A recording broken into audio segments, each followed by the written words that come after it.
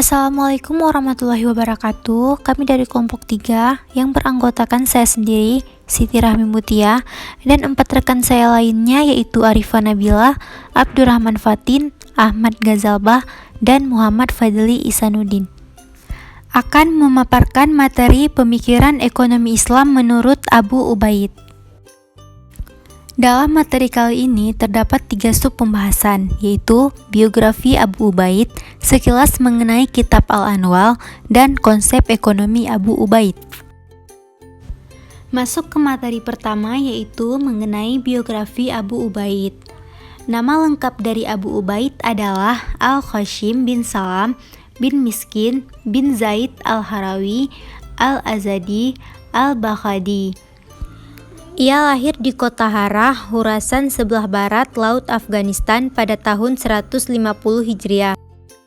Abu Ubaid merupakan seorang ahli hadis dan ahli fikih legendaris. Ia pernah diangkat sebagai qadhi atau hakim pada masa pemerintahan Khalifah Harun al-Rasyid.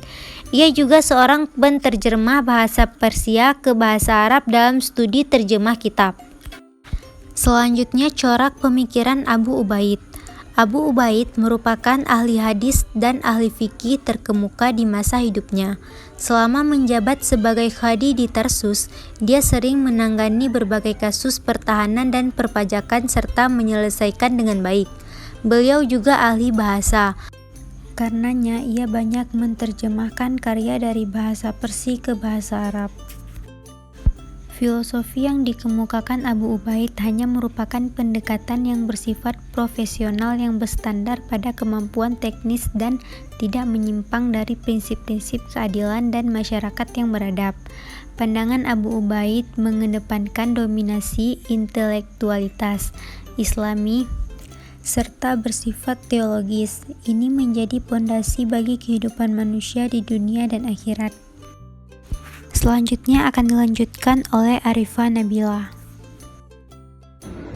Sekilas tentang kitab Al-Amwal. Kitab Al-Amwal dibagi ke dalam beberapa bagian dan bab yang tidak beraturan isinya.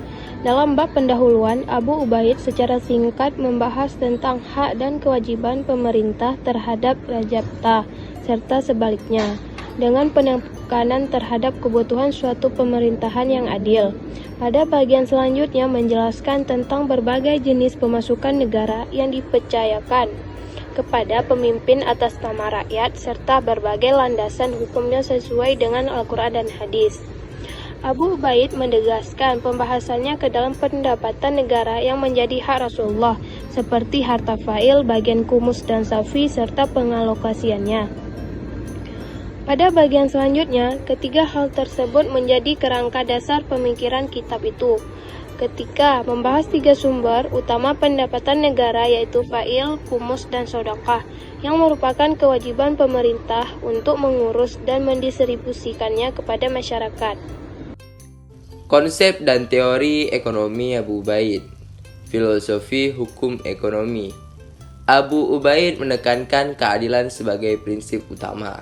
Bagi Abu Ubaid, pengimplementasian dari prinsip-prinsip ini akan membawa kepada kesejahteraan ekonomi dan keselarasan sosial. Abu Ubaid menyatakan bahwa zakat tabungan dapat diberikan kepada negara atau pribadi penerima secara langsung. Tapi bagi zakat komoditas harus diberikan kepada pemerintah, dan jika tidak, maka kewajiban agama diasumsikan tidak dilaksanakan.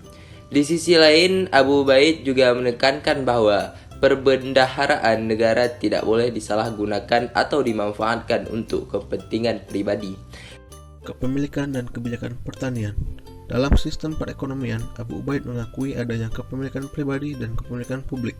Dalam hal kepemilikan ini, Abu Ubaid berpendapat bahwa hubungan antara kepemilikan dengan kebijakan perbaikan pertanian merupakan kebijakan pemerintah, seperti deklarasi resmi terhadap kepemilikan individual atas tanah tandus yang disuburkan sebagai insentif untuk meningkatkan produksi pertanian rakyat. Distribusi zakat berbasis kebutuhan. Abu Ubaid sangat menentang pendapat yang menyatakan bahwa pembagian zakat harus dilakukan secara merata di antara para kelompok penerima zakat dan cenderung menentukan suatu batas tertinggi terhadap bagian perorangan. Namun bagi Abu Ubaid yang terpenting adalah memenuhi kebutuhan-kebutuhan dasar. berapapun besarnya, serta bagaimana menyelamatkan orang-orang dari bahaya kelaparan. Oleh sebab itu, pendekatan yang dilakukan oleh Abu Ubaid ini mengidentifikasi bahwa ada 3 kelompok sosioekonomi yang terkait dengan status zakat, yaitu 1. Kalangan kaya yang terkena wajib zakat. 2. Kalangan menengah yang tidak terkena wajib zakat, tapi juga tidak berhak menerima zakat. 3. Kalangan penerima zakat. Fungsi uang. Abu Ubaid mengakui adanya 2 fungsi uang yang tidak memiliki nilai intrinsik sebagai standar dari nilai pertukaran dan sebagai media pertukaran. Jelaslah bahwa pendekatan ini menunjukkan adanya dukungan Abu Ubaid terhadap teori ekonomi mengenai uang logam. Emas dan perak merupakan jenis alat tukar yang pertama sekali dipergunakan dalam sistem ekonomi Islam klasik. Ketika Nabi Muhammad diangkat sebagai Rasul, maka beliau menetapkan emas dan perak sebagai mata uang ahli Mekah dan sekaligus mewajibkan zakat. Dalam kehidupan ekonomi, uang mempunyai peranan yang sangat penting. Maka pada prinsipnya, Abu Ubaid mengakui ada 2 fungsi uang di atas. Setelah mendengar pemaparan yang telah kami sampaikan, maka dapat disimpulkan bahwa Abu Ubaid adalah salah satu pakar pemikir ekonomi klasik, yang mana dia lebih cenderung membicarakan tentang masalah keuangan publik dan implementasinya dalam sebuah sistem ekonomi. Ia lebih menekankan kepada prinsip keadilan yang menjadi prinsip utama dalam pemikiran itu. Salah satu karyanya yang terkemuka ialah Kitab Al-Anwal, yang mana kitab tersebut pada dasarnya menjelaskan terdapat pelaksanaan distribusi kekayaan secara adil dan merata. Sekian pemaparan tentang pemikiran ekonomi Islam menurut Abu Ubaid dari kelompok 3. Lebih dan kurang kami mohon maaf. Assalamualaikum warahmatullahi wabarakatuh.